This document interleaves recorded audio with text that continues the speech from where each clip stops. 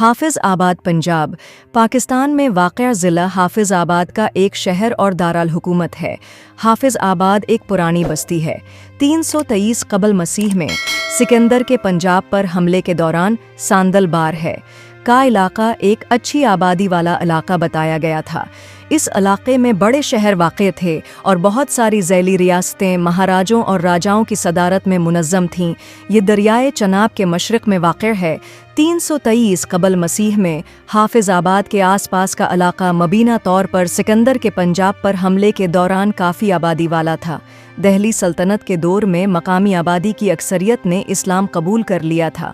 موجودہ حافظ آباد کے شمال مغرب میں موجودہ گاؤں مہدی آباد کے مقام پر ایک بڑا شہر آباد تھا۔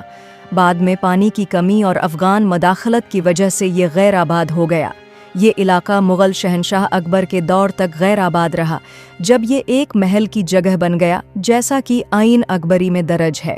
1960 میں تقسیم ہند کے بعد اقلیتی ہندو اور سکھ ہندوستان ہجرت کر گئے، جبکہ ہندوستان سے مسلمان مہاجرین حافظ آباد میں آباد ہوئے۔